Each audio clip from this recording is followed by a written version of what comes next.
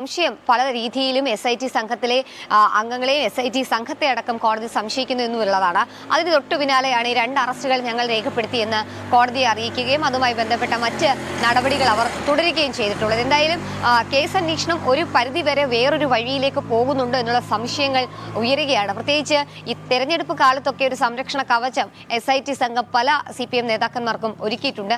സമാനമായി തന്നെയാണ് ഇപ്പോൾ തെരഞ്ഞെടുപ്പ് ഫലം വന്നു. അതിനുശേഷം ഇപ്പോൾ നാളെ സത്യപ്രതിജ്ഞ ചടങ്ങുകൾ നടക്കുകയാണ് പല ഇടങ്ങളിലും. അപ്പോൾ അതിന് മണിക്കൂറുകൾക്ക് മുമ്പ് CPMന്റെ ആളുകളെ ആരും തൊടാതെ, മുൻ മന്ത്രിയോ നിലവിലെ ദേവസ്വം മന്ത്രി അടക്കമുള്ളവരെ ഒന്നും തന്നെ തൊടാതെ മറുഭാഗത്ത് 2 പേരെ അറസ്റ്റ് ചെയ്തുകൊണ്ട് മുഖം രക്ഷിക്കൽ നടപടി തന്നെയാണ് ഈ ഘട്ടത്തിൽ SIT സംഘം സ്വീകരിച്ചിട്ടുള്ളത്. കേസിൽ നിർണായക തെളിവുകൾ SITക്ക് ലഭിക്കുന്നു. പലപ്പോഴായി ഉണ്ണികൃഷ്ണൻ പോറ്റിക്ക് 1.5 കോടി നൽകിയ ശേഷമാണ് സ്വർണം വാങ്ങിയതെന്ന് അറസ്റ്റിലായ കർണാടക സ്വദേശി ജ്വല്ലറി ഉടമ കൂടിയായ ഗോവർദ്ധൻ മൊഴി നൽകുന്നു.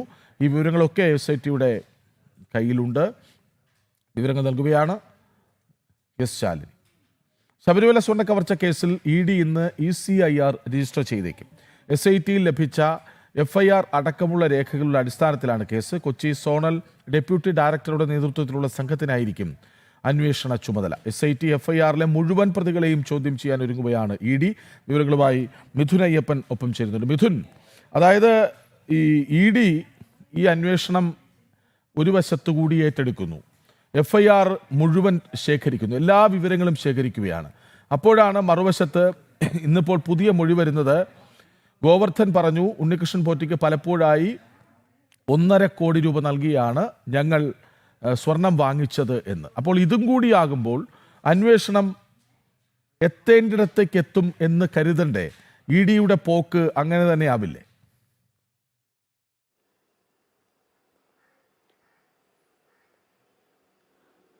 കൃഷ്ണരാജ്, നമുക്ക് അറിയാം, കഴിഞ്ഞ ഏതാനും ദിവസങ്ങളിൽ ED ഇത് സംബന്ധിച്ച് എത്രത്തോളം നിയമ പോരാട്ടം നടത്തിയിരുന്നു എന്നുള്ളതാണ് നമ്മൾ ഈ ഘട്ടത്തിൽ എടുത്തു പറയേണ്ടത്. കാരണം നമുക്കറിയാം, റാന്നി കോടതിയിൽ, മജിസ്ട്രേറ്റ് കോടതിയിൽ ഇത് സംബന്ധിച്ച് ഒരാവശ്യം ED ഉന്നയിച്ചിരുന്നു. ഈ സംഭവത്തിൽ ED അന്വേഷിക്കേണ്ടതായിട്ടുള്ള കാര്യങ്ങളുണ്ട്. EDയുടെ അന്വേഷണ പരിധിയിൽ പെടുന്ന പല കാര്യങ്ങളുണ്ട്. EDക്ക് മാത്രം അന്വേഷിച്ചാൽ യാഥാർത്ഥ്യത്തിലേക്ക് എത്താൻ കഴിയുന്ന തരത്തിലുള്ള സംഭവങ്ങളുണ്ട്. അതുകൊണ്ട് തന്നെ FIRന്റെ പകർപ്പുകൾ, അതുപോലെ തന്നെ അന്വേഷണത്തിന്റെ രേഖകളെല്ലാം തന്നെ, റിമാൻഡ് റിപ്പോർട്ടുകൾ, ഇതെല്ലാം സമർപ്പിക്കണം ആവശ്യപ്പെട്ടുകൊണ്ട് റാന്നി മജിസ്ട്രേറ്റ് കോടതിയിലാണ് ആദ്യം ED സമീപിച്ചിരുന്നത്. പക്ഷേ റാന്നി കോടതി അത് തള്ളുകയാണ് ചെയ്തത്. പിന്നീട് ഹൈക്കോടതിയിൽ നിയമ പോരാട്ടം നിരവധി തവണ ഹൈക്കോടതി ഈ കാര്യം പരിഗണിക്കുകയും അത്തരത്തിലുള്ള നിയമ പോരാട്ടം തുടർന്നതിന് പിന്നാലെയാണ് ഇപ്പോൾ EDക്ക് ഈ സംഭവത്തിൽ ഒരു ഇടപെടാനുള്ള ഒരു അവസരം ഒരുങ്ങിയിരിക്കുന്നത്. ഇതിന്റെ ഭാഗമായി ഇതുമായി ബന്ധപ്പെട്ട് ED രജിസ്റ്റർ ചെയ്തിട്ടുള്ള എല്ലാ കേസുകളുടെയും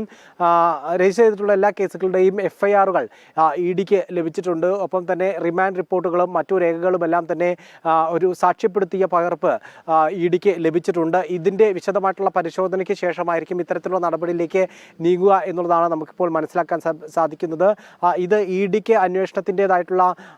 അന്വേഷിക്കുന്നതിന് വേണ്ടിയിട്ടുള്ള എല്ലാ സാധ്യതകളുമുണ്ട് എന്നും, അതുപോലെ തന്നെ പ്രഥമ ദൃഷ്ട്യാ കള്ളപ്പണം വെളുപ്പിക്കുന്നതടക്കമുള്ള നടപടികൾ, പ്രവർത്തികൾ നടന്നതായിട്ടും അതുപോലെ തന്നെ രാജ്യാന്തര സംഘങ്ങൾക്ക് ഇതിൽ ബന്ധമുണ്ട് എന്നുള്ള രീതിയിലുള്ള കാര്യങ്ങളാണ് ED ഇന്റലിജൻസ് ED ഡയറക്ടർക്ക് ഇത് സംബന്ധിച്ചിട്ടുള്ള റിപ്പോർട്ട് നൽകിയിട്ടുള്ളത്. ഈ റിപ്പോർട്ട് നേരത്തെ തന്നെ നൽകിയിരുന്നു.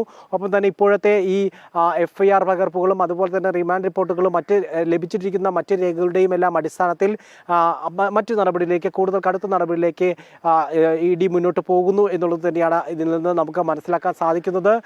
പ്രധാനമായും നമുക്കറിയാൻ സാധിക്കും, ഈ പത്മകുമാറിനെ അറസ്റ്റ് ചെയ്തതോടുകൂടി ഈ എല്ലാ അന്വേഷണങ്ങളും ഒരു താൽക്കാലികമായിട്ടെങ്കിലും ഫ്രീസ് ചെയ്ത ഒരു അവസ്ഥയിലാണ് ഉണ്ടായിരുന്നത്. ഇപ്പോൾ അടുത്തിടെ കഴിഞ്ഞ ദിവസം ഉണ്ടായിരുന്ന അറസ്റ്റ് മാത്രമാണ് അതിൽ മറ്റൊരു നടപടിയിലേക്ക് നീങ്ങിയിട്ടുണ്ടായിരുന്നത്. പക്ഷേ സമയവുമെല്ലാം ഈ പത്മകുമാർ അന്വേഷണം സ്റ്റക്ക് ഓൺ ചെയ്യുന്ന ഒരു കാഴ്ചയാണ് ഉണ്ടായിരുന്നത്. അതുകൊണ്ട് തന്നെ ഈ EDക്ക് മാത്രമാണ് ഇത് സംബന്ധിച്ചുള്ളൊരു വിശാലമായിട്ടുള്ള അന്വേഷണ പരിധിയുള്ളൂ. പ്രത്യേകിച്ച് വിവിധ സംസ്ഥാനങ്ങളിൽ മാത്രമല്ല രാജ്യത്തിന് പുറത്തടക്കം ഇത്തരത്തിലുള്ള ഒരു ഇടപാടുകൾ നടന്നതായിട്ടുള്ള സംശയം കോടതി അടക്കം പല ഘട്ടത്തിൽ ഉന്നയിക്കുന്നു. രാജ്യാന്തര കടത്ത്, അതായത് രാജ്യാന്തര സ്വർണ്ണക്കടത്തുമായി അടക്കം ഈ സംഭവത്തിന് ബന്ധമുണ്ടോ എന്നടക്കമുള്ള കാര്യങ്ങൾ കോടതി തന്നെ സംശയം ഉന്നയിച്ച ഒരു സാഹചര്യം തന്നെ നിലനിൽക്കുന്നുണ്ട്.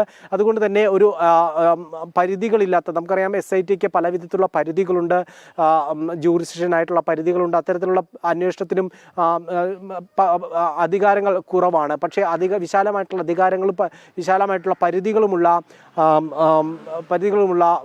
ഇത്തരത്തിലുള്ള ED പോലുള്ള കേന്ദ്ര ഏജൻസികൾ തന്നെ ഈ വിഷയം അന്വേഷിക്കണമെന്നുള്ളത് ഹൈന്ദവ സംഘടനകളും BJP അടക്കം ഈ ആദ്യഘട്ടം മുതൽ തന്നെ ഉന്നയിച്ച കാര്യമാണ്. ഏതായാലും ഇപ്പോൾ ഇതിൻ്റെ ഒരു അടിസ്ഥാനത്തിൽ ഇപ്പോൾ അടുത്ത നടപടിയിലേക്ക് ED നീങ്ങുന്നു എന്നുള്ളത് തന്നെയാണ് നമുക്ക് ഇതിൽ നിന്ന് മനസ്സിലാക്കാൻ സാധിക്കുന്നത്. കൃഷ്ണരാജ്. ശബരിമല സ്വർണ്ണ കവർച്ച കേസിൽ ED എന്ന് UCIR രജിസ്റ്റർ ചെയ്തേക്കും. പിടിമുറുക്കുകയാണ് അന്വേഷണത്തിൽ ED എന്ന് വേണം മനസ്സിലാക്കാൻ. വിവരങ്ങൾ നൽകുകയായിരുന്നു മിഥുൻ അയ്യപ്പൻ. ഇടവേളയ്ക്ക് ശേഷം മറ്റു വാർത്തകളിലേക്ക് വരാം.